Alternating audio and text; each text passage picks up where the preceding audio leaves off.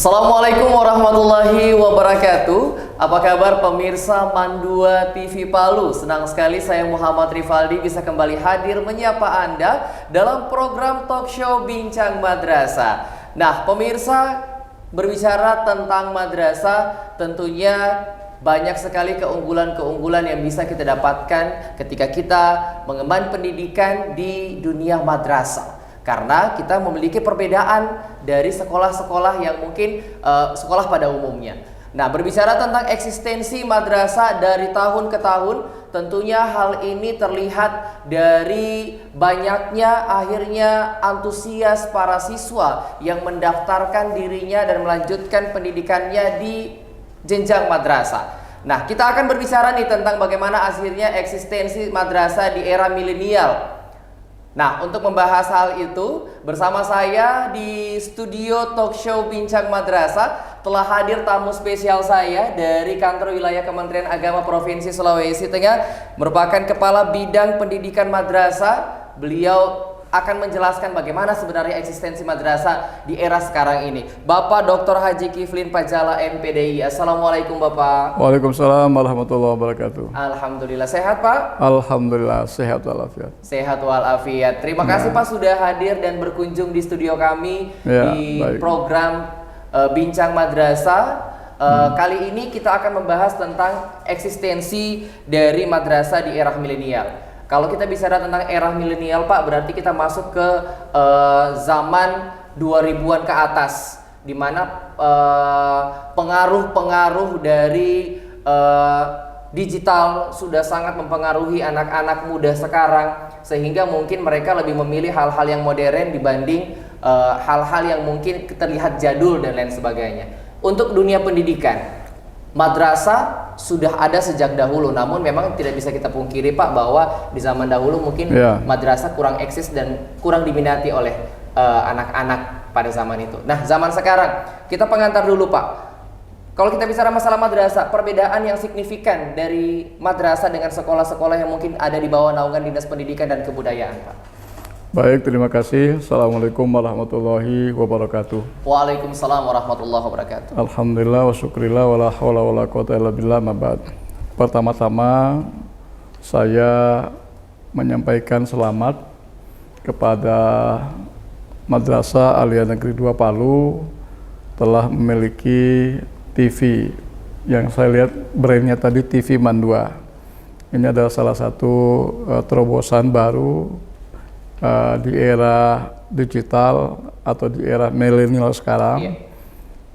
Kita di Palu, di Sulawesi Tengah khususnya pada umumnya baru mulai secara bertahap memiliki TV seperti ini. Ini adalah sebagai bagian daripada usaha untuk meningkatkan layanan mutu pendidikan di madrasah secara umum dan Madrasah Aliyah Negeri 2 Kota Palu secara khusus. Yang kedua, saya juga mengucapkan terima kasih kepada Kepala Madrasah dan seluruh sivitas yang saat ini sudah melaksanakan masa orientasi siswa di lingkungan madrasah, dan ini adalah sebagai bagian juga dari bagaimana siswa kita mengenal lebih dekat lingkungan madrasah. Karena saya tahu persis bahwa madrasah yang mendaftar, siswa yang mendaftar pada madrasah kita ini tidak hanya alumni madrasah sanawiyah, tapi lebih daripada itu adalah mereka-mereka yang juga tamatan sekolah umum atau SMP yang ikut mendaftar. Apa yang disampaikan tadi itu sekarang justru kita melihat dan menyaksikan bahwa bagaimana antusias masyarakat terhadap madrasah. Jadi madrasah ini dia memang berbeda dengan sekolah. Perbedaannya itu karena definisi madrasah itu adalah sekolah umum yang bercirikan agama Islam. Jadi saya ulangi, madrasah itu adalah sekolah umum yang bercirikan agama Islam. Apa yang menjadi cirinya di situ? Yang menjadi cirinya itu adalah ada 5 mata pelajaran agama yang tidak diajarkan di sekolah umum, yaitu Al-Quran, Hadis, Fikih, Akidah, Akhlak, Bahasa Arab, dan SKI, Sejarah Kebudayaan Islam. Nah, kemudian jam kita di sini tidak ada mengenal pendidikan agama Islam atau ajaran pendidikan agama Islam. Mata pelajaran ya. Kalau di sekolah umum di sana ada mata pelajaran. Jadi mata pelajaran agama Islam, agama Kristen, agama Hindu dan sebagainya. Jadi itu di sekolah.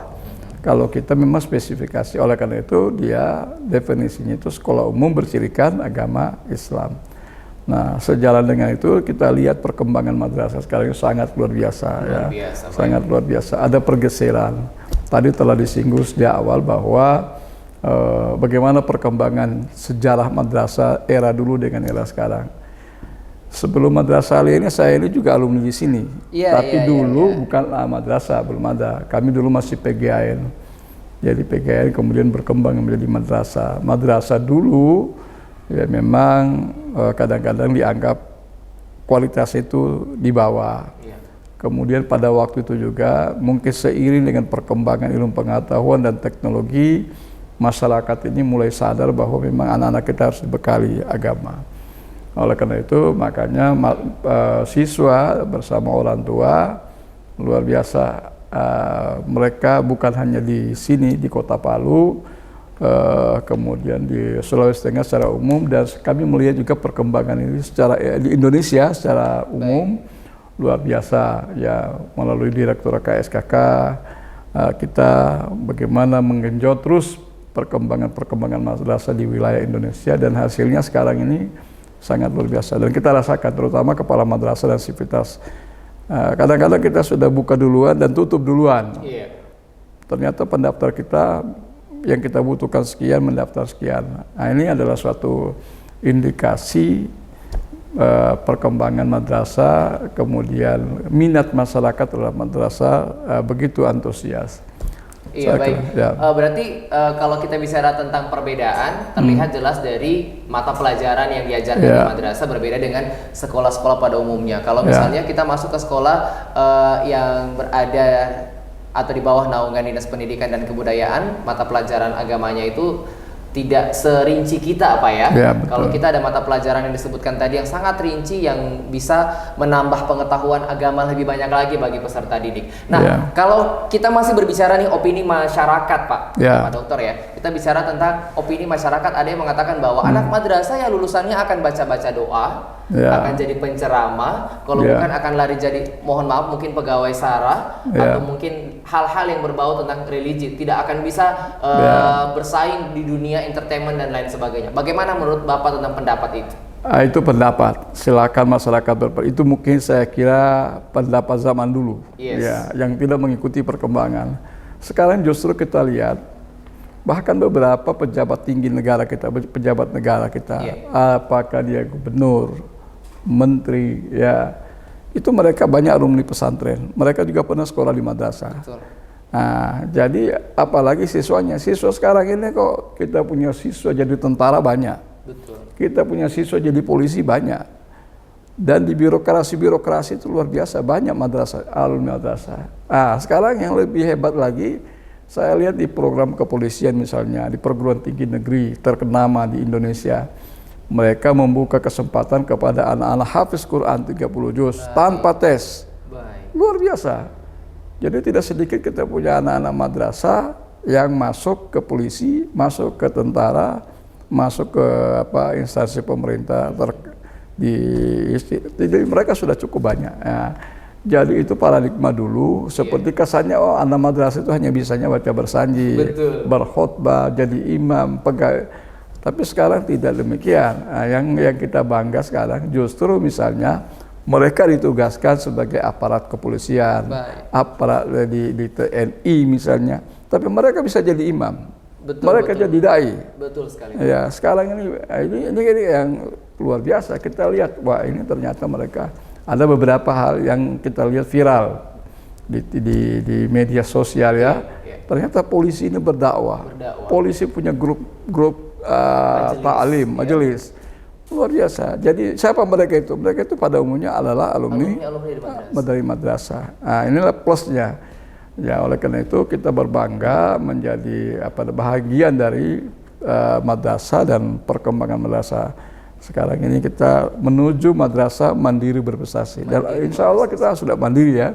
Dan prestasi-prestasi kita juga kita buktikan dalam ajang-ajang event-event nasional bahkan internasional. Madrasah ini punya prestasi yang sangat luar biasa. Oleh karena itu kita mengapresiasi masyarakat memilih madrasah sebagai tempat anaknya dididik dan diajar. Dan sekarang ini saya lihat juga di Mandua kita merasakan ini. Sekarang ini kita hanya terima sekian ya, pendaftarnya sekian. Nah, ini kita syukuri ya suatu perkembangan yang sangat baik. Baik, memang berarti kita boleh membantah opini yang kemarin, Pak ya. Opini di zaman dahulu yang mengatakan hal demikian, sekarang terbukti bahwa seperti yang Pak Dokter katakan bahwa sudah banyak akhirnya alumni madrasah jadi polisi, dokter dan lain sebagainya. Jadi tidak ada alasan atau tidak ada opini-opini yang seperti itu lagi yang menyudutkan atau mengkotak-kotakan bahwa alumni madrasah akan jadi ini dan ini. Di era zaman sekarang sudah sangat berkembang. Apalagi Pak, sekolah kita khususnya Mandua ini merupakan madrasah plus keterampilan. Di mana selain diajarkan pelajaran umum, pelajaran agama juga diajarkan beberapa keterampilan. Jadi itu seperti apa Pak? Madrasah kita ini sekarang ini kan dua yang dia capai. Jadi istilah saya itu hasanah fid dunya wa hasanah fil akhirah. Jadi dihimpun di situ. Doa kita, doa sapu jagat itu Rabbana atina fid dunya hasanah wa fil akhirati hasanah. Hasanah di dunia wa hasanah fil akhirah. Seperti apa itu? Tadi kita sudah ajarkan anak-anak pendidikan agama, tapi plus keterampilan. Jadi dunia akhirat diajarkan semua. Luar biasa. Masya Allah. Luar biasa. Jadi tadi juga disebutkan, itu anak saya 2 orang semua tamat Mandua, di sini. Alhamdulillah 1 orang insya Allah sedikit lagi sudah dokter. Dia sudah koas, insya Allah jadi dokter. Dan itu antara lain, padahal banyak. Ya, ada yang saya dengar sudah di Cina, belajarnya di Cina untuk kedokteran di sana. Dan beberapa tempat-tempat favorit di negeri ini. Kalau sebaran-sebaran anak kita dari madrasah-madrasah di Sulawesi Tengah sudah ke luar negeri sudah banyak. Nah, tinggal kita sekarang ini bagaimana mengupayakan perlu ada alumni atau ketua alumni mendata keberadaan mereka di mana, yaitu saran masukan saya. Kemudian mereka sini di mana tugasnya di negara mana misalnya. Kemudian apa mereka ini seperti apa kontribusi mereka terhadap alma maternya. Karena itu kita juga biasa kita kaget-kaget ternyata ada kita punya tamu istimewa datang di madrasah. Siapa dia? Alumni. Itu luar biasa. Kita senang sekali. Berarti itu tugas dari alumni ya, alumni yang terpilih mungkin mendata para alumni lulusan dari Mandua Kota Palu yang dimanapun berada yang sudah mungkin jadi pejabat atau menjadi orang-orang yang hebat dan besar dan kita bisa menjalin silaturahmi tentunya untuk para alumni Mandua Kota Palu. Dan ini sebenarnya juga dapat dilakukan oleh para madrasah-madrasah yang lain Pak ya. Bukan hanya Mandua Kota Palu tapi mungkin dari madrasah Sanawiyah, dari madrasah Ali yang ada di Sulawesi Tengah ini juga melakukan sebuah program yang seperti dikatakan Pak Dokter tadi untuk mendata alumni agar kita tidak putus silaturahmi dan kita bisa tahu bahwa lulusan dari madrasah itu telah kemana semua ya dan jadi apa. Nah, memang melihat antusias yang terjadi di era sekarang Pak, bahwa madrasah sudah menjadi sekolah favorit nih bagi anak-anak. Terlihat dari tahun ajaran baru kemarin ketika pendaftaran kita butuh misalnya 400 dan kuota yang mendaftar 600. Ini menjadi barometer atau tolak ukur indikator kita bahwa madrasah sudah menjadi sekolah favorit. Ayo Pak, saya bisa begini, saya bisa tanggapi apa yang disampaikan. Jadi Dalam beberapa kunjungan, saya kadang-kadang menerima berita atau laporan dari kepala-kepala madrasah. Iya. Laporan itu unik ya, unik. Menurut saya juga ya satu hal yang sangat membanggakan. Misalnya ternyata dari sekolah kadang-kadang mengatakan kepada kepala madrasah, Pak kalau bisa jangan diterima semua murid yang masuk. Iya. Karena kami kehabisan siswa. Jadi ini beberapa tempat, saya tidak menyebutkan tempatnya di mana. Tapi itulah pertama kesadaran masyarakat. Yang kedua anak-anak tanpa bahkan mereka bilang sama orang tuanya, saya masuk madrasah, saya masuk madrasah. Orang tua tinggal membimbing, menuntun anaknya. Nah, apa yang terjadi ternyata di masyarakat kita lihat fenomenanya seperti itu. Dari sekolah menyampaikan, Pak kami kalau bisa jangan diterima semua murid yang masuk karena kami kewalahan, kami bisa tutup sekolah. Itu kita dapatkan. Oleh karena itu ya saya kira ini indikator bahwa memang masyarakat madrasah ini diminati bukan hanya orang tua tapi juga anak-anak. Sudah ada mereka punya, karena sudah mulai besar ya, remaja sudah bisa membedakan mana. Nah oleh karena itu kita seperti tadi kita sudah melakukan pembukaan penerimaan siswa baru, yang lain belum. Nah kita sudah terpenuhi kebutuhan kita, ya yang lain. Nah inilah saya kira satu hal yang secara nasional di madrasah ini sudah menunjukkan keunggulan-keunggulan. Nah kemudian sekarang ini saya ingatkan kepada saudara-saudara, rekan-rekan saya, para guru, kita menghadapi satu event nasional. Event nasional ini adalah KSM. KSM sekarang ini kompetisi sains madrasah sekarang ini bukan hanya saja untuk madrasah, tetapi sudah melibatkan sekolah. Nah ini adalah pertaruhan tentang kualitas mutu. Jadi saya harapkan rekan-rekan saya di madrasah, ya kepala madrasah, guru, para pegawai mendukung ini, sehingga nanti pada saatnya kompetisi sains ini secara nasional, sekarang kan tahapannya di madrasah dulu. Betul. Mulai Juli, ya Agustus, Oktober nanti di Jakarta. Jadi tingkat nasional. Oleh karena itu kita harus betul-betul mendidik anak kita, bekerja sama bagaimana kita bisa menunjukkan prestasi kita di tingkat nasional. Baik. Nah. Memang kalau kita bicara masalah KSM ini merupakan ajang bergengsi. Ajang bergengsi. Ya, ajang bergengsi bagi madrasah se-Indonesia. Se-Indonesia. Karena tiap tahunnya dilaksanakan dan pastinya dari sinilah kita bisa, terkadang orang melihat tolak ukur dari perkembangan madrasah itu. Dari siswa-siswanya yang tidak hanya mampu lolos dari tingkat provinsi tapi juga nasional. Karena kadang-kadang memang kita bisa lihat bahwa kualitas madrasah itu tidak hanya bisa dilihat dari sarana prasarana saja Pak ya, tapi dilihat dari kualitas dari siswa-siswanya, apakah mampu bersaing di dunia luar atau tidak, bersaing dengan sekolah-sekolah lain atau tidak. Nah, masih berbicara tentang tahun ajaran baru Pak, penerimaan calon siswa baru yang sudah kita lewati beberapa pekan yang lalu. Nah, uniknya di sini bahwa Kementerian Agama khususnya madrasah tidak memperlakukan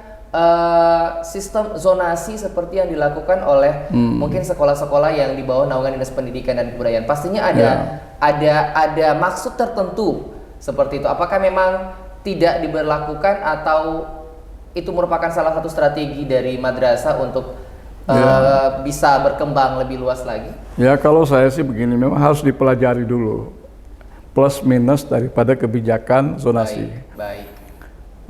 Di beberapa negara yang pernah saya kunjungi terkait zonasi itu, misalnya saya pernah ke Jepang. Di Jepang kami berkunjung ke salah satu sekolah. Saya tanya begini, kenapa di lingkungan sekolah ini tidak ada mobil yang diparkir, tidak ada motor yang diparkir, tidak ada sepeda yang diparkir di lingkungan sekolah. Ini anak-anak pakai apa? Ternyata pada umumnya mereka itu jalan. Pertanyaannya, kenapa jalan kaki? Karena memang mereka punya rumah tidak jauh, dekat. Itu dengan sistem zonasi. Nah, sekarang ini di Indonesia, wabil khusus misalnya di Sulawesi Tengah, apakah cukup dengan sistem zonasi kita lakukan di lingkungan kelurahan kita atau kecamatan di Palu Timur ini misalnya masuk di madrasah ini? Tentu tidak. Nah, kita menjadi sekolah terbuka, madrasah terbuka. Ya, di madrasah terbuka itu artinya siapa saja welcome. Jadi saya kira mungkin di sini kalau data kita ya, di madrasah kita mungkin dari Parigi ada, dari Poso ada, apalagi terkait misalnya kita punya boarding school. Nah, ini luar biasa. Jadi masyarakat ini melihat madrasahnya, ternyata madrasahnya punya kualitas bagus, keluarannya luar biasa. Akhirnya mereka berminat untuk mendaftarkan anaknya, tidak melihat dari daerah mana. Mungkin dari daerah Sulawesi Barat yang terdekat dari kita juga ada yang mendaftarkan anaknya di sini. Nah, itulah masyarakat sudah membaca itu, mengetahui bagaimana perkembangan madrasah. Nah, oleh karena itu sekarang ini saya melihat juga madrasah negeri dan swasta itu hanya mungkin perbedaannya fasilitas. Tapi soal kualitas di swasta juga tidak kalah loh. Tidak kalah. Nah, sehingga pernah kita melihat suatu ketika yang berbicara justru misalnya di event nasional itu muncul dari madrasah swasta. Kenapa? Karena di sana tidak ada perbedaan dalam hal akses layanan mutu. Oke, kalau dari Sarpras saya akui, Sarpras itu biasanya masih terfokus pada negeri. Masyarakat ya, masyarakat itu adalah pendidikan yang dibangun oleh masyarakat. Nah, sehingga itu kita betul-betul berharap agar pemerintah daerah ya membantu menyediakan layanan akses pendidikan kepada masyarakat di daerahnya. Alhamdulillah sekarang ini misalnya sudah ada peraturan Menteri Dalam Negeri tentang bagaimana membuka akses kepada madrasah swasta agar dibantu. Itu sudah ada. Nah, oleh karena itu, karena madrasah itu bukan milik siswa madrasah ya, bukan miliknya Kementerian Agama. Ya, kita adalah wilayah pendidikan yang menjadi tanggung jawab Kementerian Agama, wilayah pendidikannya. Tapi masyarakat yang ikut di pendidikan masyarakat di daerah masing-masing. Di sana ada di Kabupaten A ada madrasah, Kabupaten B ada madrasah swasta ya. Siapa mereka itu? Adalah rakyat di wilayah kabupaten kota itu. Jadi jangan mengatakan, oh ini kan Kementerian Agama punya, urus ini. Bukan. Yang diurus oleh Kementerian Agama adalah madrasah negeri. Ya baik sarprasnya, layanan kualitasnya, tetapi madrasah swasta itu khusus sarprasnya. Kementerian Agama memberi peluang untuk membantu, tetapi lebih utama harusnya adalah pemerintah daerah. Oleh karena itu di Kementerian Agama ada satu program yang dilakukan oleh Menteri adalah memberikan apresiasi dan penghargaan kepada pemerintah daerah yang memperhatikan betul madrasah-madrasah swasta di daerah. Jadi biasa di event tingkat nasional diundang gubernur, bupati yang betul-betul memberikan akses pendidikan kepada madrasah di daerah, khususnya madrasah swasta. Madrasah swastanya kok maju. Saya kaget ketika Kak Kanil berbicara dengan saya, Pak Kabit, bagaimana caranya? Itu ada madrasah di Jawa kok dia punya kendaraan operasional itu pakai Alphard, sampai 5 buah Alphardnya. Lah, tentu di situ ya ini pertama kita mungkin perbandingannya Jawa dengan kita ya. Sulawesi. Ini kan itu madrasah swasta saya kira. Madrasah swasta. Jadi akses masyarakat kesadaran masyarakat dari sana banyak orang berduit. Jadi kalaupun mereka membantu madrasah dengan kelebihan uangnya ya silakan. Operasional saja pakai Alphard.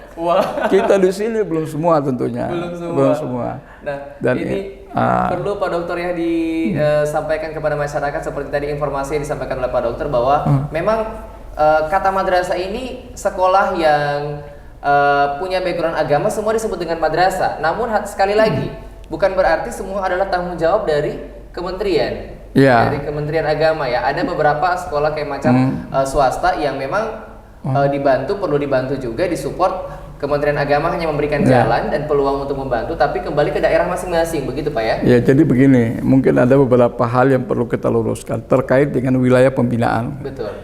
Kementerian Agama itu membina madrasah swasta. Ingat, madrasah. Madrasah swasta. Yang bunyinya sekolah tidak. Oke. Nah, sekolah itu yang kita bina hanya pendidikan agamanya. Nah, guru pendidikan agama Islam diangkat oleh Kementerian Agama ditempatkan di sekolah. Kalau kita menyebut sekolah berarti wilayah binaan Diknas. Nah, biasa yang salah memahami adalah misalnya ada kekeliruan dalam memahami dari sisi pengambil kebijakan. Iya. Mereka mengatakan misalnya saya sudah bantu sekolah berlabel agama. Ya katakanlah misalnya saya sudah membantu sekolah Muhammadiyah. Yes. Saya sudah bantu sekolah DDI. Kami sudah bantu sekolah Al-Herat. Karena bunyinya sekolah ini bukan ranah Kementerian Agama. Oke. Ya, tetapi bila kita membicarakan madrasah, itu wilayah Kementerian Agama secara keseluruhan. Pembinaan gurunya, pembinaan kualitas peserta didiknya, kemudian layanan akses pendidikan yang terkait dengan Sarpras. Oke, sepanjang kita punya. Iya, baik. Tetapi sesungguhnya inilah yang misalnya menurut saya yang harus kita seragamkan cara memahami. Baik. Pemerintah daerah harus masuk di situ, kan itu rakyatnya. Betul sekali. Betul sekali. Itu rakyatnya, masyarakatnya. Masyarakat. Ya, jadi tidak harus kalau pemerintah ini sangat-sangat terbatas dalam penganggaran. Betul. Dalam pendidikan, baik di Diknas maupun di Kementerian Agama. Tetapi disinilah peran masyarakat. Nah, peran pemerintah. Ya, kemudian yang harus dipahami, bagaimana madrasah dengan sekolah. Di negara Republik Indonesia ini, 95% madrasah itu swasta. Wah. 95%. 95% Sekarang tidak berbanding lurus dengan sekolah. Sekolah 95% negeri. Negeri. Ya di bawah Diknas. Iya. Paham? 95% negeri. Swastanya Swastanya 5%. Iya. Kementerian Agama 95% swasta, 5%-nya negeri. Negeri. Wah. Nah, inilah harus kita bersama-sama dengan pemerintah, ya pemerintah daerah khususnya memikirkan ini. Betul. Bahwa ternyata kondisi pendidikan di Indonesia seperti itu, sehingga ada perhatian khusus terhadap madrasah swasta ya di lingkungan Kementerian Agama dengan pondok pesantren tentunya. Mari kita sama-sama melakukan gerakan ya untuk bagaimana memberikan akses layanan pendidikan yang merata terhadap masyarakat. Baik. Ya. Baik Pak Dokter. Ya. Sebagai pejabat yang langsung memegang terjun langsung dalam bidang madrasah, kepala bidang pendidikan madrasah. Menurut Bapak setelah jalan-jalan dari Sulawesi Tengah, putar-putar dari kabupaten ke kabupaten, bagaimana perkembangan madrasah yang Bapak lihat di Sulawesi Tengah ini? Sudah sampai di titik manakah perkembangan kita? Ya, secara umum ya saya mengapresiasi kepada seluruh masyarakat ya di Sulawesi Tengah, khususnya kami para pimpinan di unsur kantor wilayah ya, Kakanwil, kepala bidang, kepala Kankemenak, menyikapi perkembangan madrasah. Kami sangat berterima kasih kepada masyarakat ya, ya terutama di daerah kabupaten kota. Ini sudah tidak lagi menjadi rahasia, tapi luar biasa perkembangan madrasah. Kita tidak tanggung-tanggung lagi mengatakan kita sudah sangat pesat, sangat maju. Ya, kalaupun ada, sekarang yang kita lihat indikasi yang lain, justru permohonan membuka madrasah sekarang di Kanwil itu bertumpu, Pak. Bertumpu? Ya, bertumpu yang belum kami keluarkan izin operasionalnya, karena ada syarat-syarat tertentu yang harus dipenuhi. Yang kedua, sekarang ini ada masyarakat yang punya yayasan, justru bermohon juga ke kami untuk dinegrikan. Wah. Nah, ini kan luar biasa ini. Jadi ini bagaimana perhatian masyarakat. Salah satu madrasah yang kita misalnya syarat yang harus dinegrikan adalah madrasah swasta yang sudah berdiri, punya sarpras, punya murid, punya areal tanah yang sudah bersertifikat, ajukan ke Kementerian Agama. Itu banyak. Wah. Tinggal menunggu persetujuan Kementerian Agama melalui Menpan, ya Menpan nanti akan menyetujui, kemudian kita luar biasa animo masyarakat. Wah. Nah, bahkan sekarang ini ada lagi kebijakan baru yang menyiapkan lahan 100% misalnya dengan ketentuan. Misalnya kalau MI itu cukup 3.000 meter, kalau sanawiyah cukup misalnya 4.000 meter, kalau untuk sanawi aliyah cukup lahan 5.000 meter atau 1,5 hektar, sekurang-kurangnya. Ajukan, kita akan negerikan apabila memenuhi syarat. Dibangun, jadi tanah dia siapkan, dibangunkan madrasah. Nah, ini dulu kebijakannya bukan begitu. Madrasahnya harus siap dulu, muridnya ada, gedungnya ada, serahkan Kementerian Agama dinegerikan. Sekarang ada perkembangan lagi. Iya. Tanahnya Cukup siap, tanahnya siap, dengan kriteria tertentu, Iya. bersertifikat, ajukan kami didirikan ya, sepanjang anggaran ada kita dibangunkan, oke. diajukan Berarti ke memang pusat. seperti Nah, ini sudah sebuah kemajuan ya, Kemajuan ya, Pak, ya. Nah, dari Kementerian Agama, langkah-langkah yang kita tempuh. Nah, apa yang perlu kita perbaiki, Pak? Saat ini, pastinya dari semua perkembangan yang kita lalui madrasah, ada beberapa hal yang masih butuh kita perbaiki di madrasah-madrasah kita. Pertama begini, tentang kondisi sarpras se-Indonesia sama. Oke. Ya, madrasah negeri lebih baik sarprasnya dari madrasah swasta. Itu dalam tanda kutip, karena bisa berbalik ternyata madrasah negeri, madrasah swasta di tempat tertentu lebih baik daripada negeri. Itu ada yang begitu. Tetapi itu masalah pokok kita. Banyak karena madrasah kita tadi 95% swasta, maka mereka keluhannya itu bagaimana madrasah kami, bagaimana madrasah kami. Madrasah kami ini hanya ditujukan kepada kami sebagai pengambil kebijakan di Kementerian Agama. Padahal harusnya juga mengadu ke Pemda. Tapi alhamdulillah Pemda juga sekarang ini beberapa daerah memberi perhatian khusus kepada madrasah. Luar biasa mereka. Itu satu, masalah sarpras. Itu biasa, itu secara nasional. Iya, masalah umum Masalah lah, umum. Ya. Yang kedua adalah masalah guru. Guru, Ini tenaga juga pengajar. tenaga pengajar. Ini juga masalah nasional. Masalah nasional. Guru-guru sekarang ini kita sangat keterbatasan guru. Ditambah lagi kebijakan sekarang ini yang dikeluarkan oleh Kemenpan, ya, bahwa nanti pada bulan November, per tanggal 23 November tahun 2023, tenaga honorer semua dicabut. Tidak ada lagi di instansi pemerintah. Ya, tapi di instansi swasta saya kira tidak boleh dicabut, terutama guru. Karena hidupnya mereka itu madrasah swasta, siapa gurunya? Benar. Gurunya adalah guru swasta yang dihonor. Oleh karena itu ya, mereka di swasta dengan semangat mereka mengembangkan madrasah, ya kita dari Kementerian Agama ya memberi melalui bantuan-bantuan tertentu, ya ada di sana PIP, ada di sana BOS, kemudian ada bantuan sarpras sangat terbatas. Nah, oleh karena itu dari pemerintah daerah kita harapkan memberi perhatian khusus jadi terkait guru. Tapi untuk madrasah lembaga-lembaga pemerintah, bukan hanya Kementerian Agama, seluruhnya pertanggal 23 November tahun 2023 nanti itu tenaga honorer itu sudah dibatasi, bahkan mungkin dihapus. Nah, apakah ini akan menjadi tantangan baru, Pak, bagi kita yang ya ada itu sudah pasti. Itu sudah pasti. Karena jangankan di madrasah swasta, madrasah negeri pun sekarang ini kekurangan guru. Benar. Ya kan, kekurangan guru. Nah, ini tantangan, bukan hanya tantangan kita, tapi secara nasional. Ya, baik kita di institusi Kementerian Agama, di Kemendiknas, apalagi mungkin tentunya yang punya kebijakan adalah Kemenpan. Secara keseluruhan formasi guru terus harus dibuka mestinya. Betul. Kalau guru-guru swasta misalnya guru swasta ya, yang bukan pegawai. Nah, sekarang kan pegawai negeri tinggal 2. Nanti ya, pegawai negeri dengan pegawai pemerintah dengan perjanjian kerja yang P3K. Yang lain sudah tidak ada.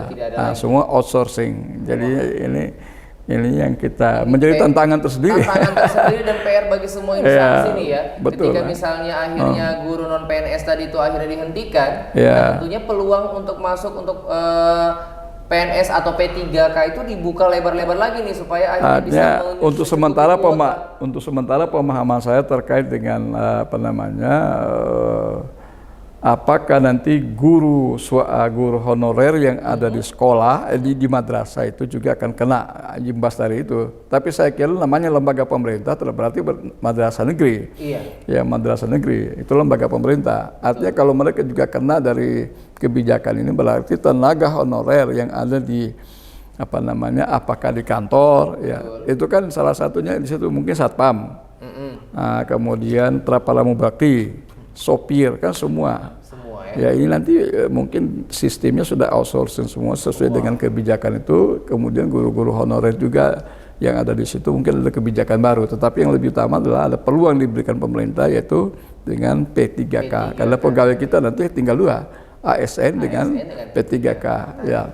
Ya, semakin berkembangnya sebuah instansi atau berkembangnya madrasah itu, maka tantangannya pasti akan makin banyak. Baik, depannya, betul. Pak, ya? Ya itu. Jadi kita tidak bisa lari dari tantangan. Ya. Satu-satunya cara adalah kita lawan tantangan itu dengan kapasitas dan kualitas kita masing-masing.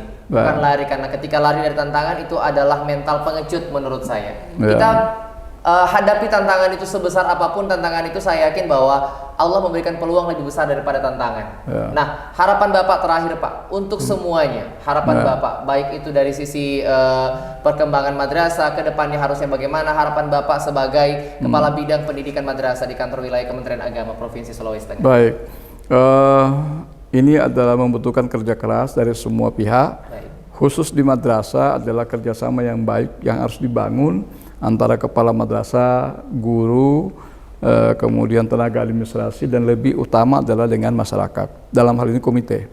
Nah, ini satu kesatuan yang harus dipelihara dengan baik, terus berkomunikasi dengan masyarakat, karena masyarakat juga tidak dilarang membantu dunia pendidikan. Justru itu sangat diharapkan. Ya, oleh karena itu saya kira sistem ini harus dibangun dengan baik. Kemudian kualitas itu tentunya harga mati bagi kita. Jangan kita selalu berkilah beralasan saya punya sarpras kurang. Itu sarpras itu kan penunjang, tapi bukan berarti tidak diperlukan, tetapi sangat kita butuhkan. Di tengah-tengah masalah pemerintah kita masih sangat keterbatasan membantu sarpras terkait peningkatan mutu. Kita guru ya bersama seluruh stakeholder ini harus bersama-sama bahu-membahu untuk membangun komunikasi yang baik sehingga bisa terwujud kualitas. Jadi kualitas itu bisa terwujud kalau ada kerjasama. Kalau kita di sini tidak kerjasama yang baik dalam rangka mewujudkan kualitas tadi, ya kita gagal. Itu kekhawatiran. Oleh karena itu saya mengapresiasi khusus di lingkungan Mandua ini. Salah satu bukti saya lihat bagaimana dukungan masyarakat, dukungan stakeholder sehingga terwujud. Ini mewujudkan impian punya TV media seperti ini kan susah. Tidak semua orang bisa, tapi alhamdulillah saya selaku kepala bidang mengapresiasi dan berterima kasih kepada seluruh jajaran Mandua Kota Palu atas terbentuknya media ini. Saya kira cukup. Baik, ya. Terima kasih Pak Dokter atas penjelasannya. Terima kasih atas semua info dan pengetahuan bagi kita semua. Hari ini kita mendapatkan informasi baru dan tentunya mendapatkan satu pelajaran baru bahwasanya kerjasama itu dibutuhkan. Sangat dibutuhkan. Sangat dibutuhkan dalam mengembangkan madrasah dan tentunya juga untuk masa depan generasi muda. Masa depan generasi muda tidak hanya ada di tangan Dewan Guru, tidak hanya ada di tangan para pejabat kanwil, tidak ada di tangan siswa saja, tapi di tangan kita bersama. Perlu kerjasama antara orang tua, para guru-guru, pejabat-pejabat tinggi yang memegang kekuasaan. Kita perlu kerjasama untuk nanti generasi muda bisa mengemban cita-citanya dengan setinggi-tingginya, dan tentunya yang seperti Pak Dokter katakan, fit dunia hasanah, fil akhirati hasanah. Kita mendapatkan kesenangan dan keindahan di dunia, ketenangan di dunia, namun kita tidak lalai untuk mendapatkan kebaikan juga di akhirat kelak. Terima kasih Pak Dokter atas kesempatan sudah berkunjung di studio kami di program ini. Nah, pemirsa, itulah tadi percakapan dan diskusi saya, bincang saya bersama Bapak Dr. Haji Kifrin Pajala MPDI. Semoga tayangan kali ini bisa menginspirasi Anda semua dan tentunya bisa menambah semangat buat teman-teman semua untuk menambah pendidikan di madrasah kita tercinta. Baik, saya Muhammad Rifaldi undur diri. Mohon maaf atas segala kesalahan, kekeliruan dan kekurangan saya dalam membawakan acara ini. Kami mohon pamit. Wassalamualaikum warahmatullahi wabarakatuh dan sampai jumpa. Baik.